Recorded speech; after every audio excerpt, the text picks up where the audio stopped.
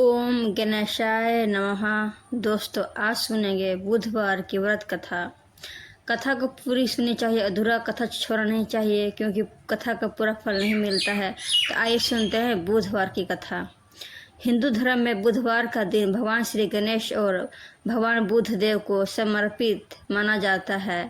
इस दिन श्रद्धा पूर्वक व्रत रखने, पूजा करने और कथा सुनने से बुद्धि, विवेक, व्यापार और उन्नति, सुख, समृद्धि तथा परिवार में मंगल की प्राप्ति होती है। ऐसी मान्यता है कि जो भक्त सच्चे मन से बुधवार व्रत की कथा सुनता है या पढ़ता है, उसकी मनोकामनाएं पूर्ण होती हैं। प्राचीन समय की बात है, एक नगर में एक धनी व्यापारी रहता था।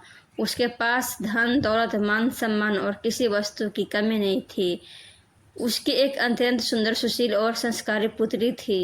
जब वह विवाह योग्य हुई तो व्यापारी ने उसका विवाह एक योग्य और सदाचारी युक्त से कर दिया। विवाह के बाद कुछ दिन तक दोनों परिवारों में बहुत आनंद रहा।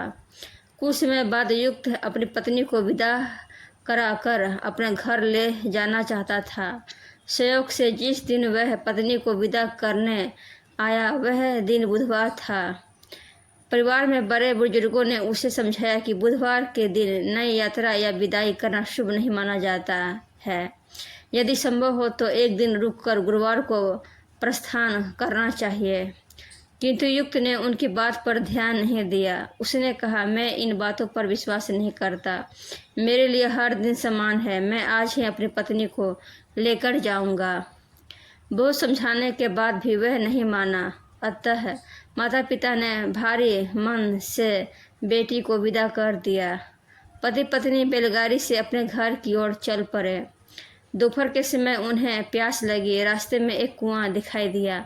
युक्त अपनी पत्नी को गाड़ी में बैठाकर पानी लेने चला गया। जब वहां पानी लेकर वापस लौटा तो उसने देखा कि उसकी पत्नी के पास उसी के समान रूप, वेशभूषा और चेहरे वाला एक दूसरा युक्त बैठा है। दोनों बिल्कुल एक ही जैसे दिखाई दे रहे थे। यह देखकर वह आश्चर्यचकित रह गया। उसने क्रोध में कहा, तुम कौन हो? मेरी पत्नी के पास क्यों बैठे हो? दूसरे युक्त ने शांत स्वर में उत्तर दिया, ये मेरी पत्नी है। मैं इसे अपने ससुराल से विदा कराकर ला रहा हूँ। तुम कौन हो जो इसे अपनी पत्नी बता रहे हो? दोनों के बीच विवाद बढ़ गया। आसपास के लोग भी इकट्ठा हो गए, लेकिन कोई भी यह पहचान नहीं पाया कि असली पति कौन है, क्योंकि दोनों का रूप, वाणी और वस्त्र एक समान थे। बात राजा तक पहुंची। राजा ने दोनों को अपने दरबार में बुलाया और पूरी बात सुनी। राजा भी असमंजस में पड़ गया। वह निर्णय नहीं कर पा रहा था कि सच्चा पति कौन है। तभी असली युक्त को अपनी गलती का एहसास हुआ।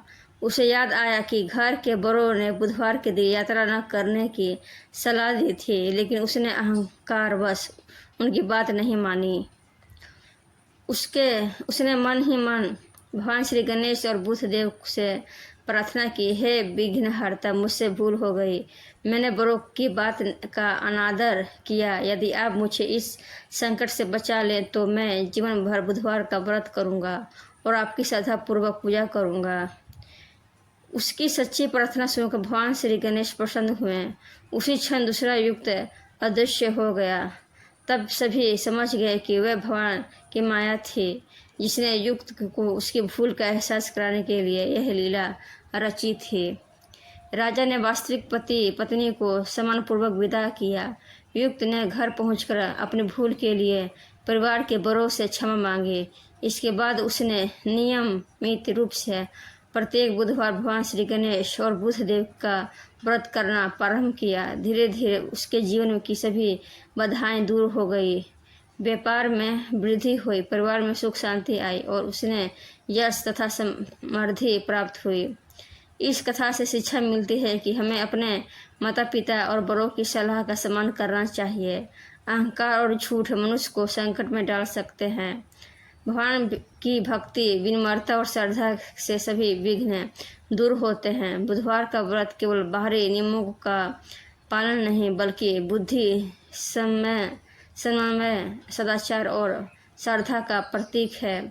जो व्यक्ति श्रद्धापूर्वक बुधवार का व्रत रखता है, भगवान श्री गणेश की पूजा करता है, हरे वस्त्र, हरी मूंग, दूर्वा और मोदक अर्पित करता है तथा इस कथा का श्रवण करता है, उसकी बुद्धि का विकास होता है, कार्यों में सफलता मिलती है, व्यापार और नौकरी में उन्नति होती है तथा परिवार में सुख शांति और समृद्धि बनी रहती है।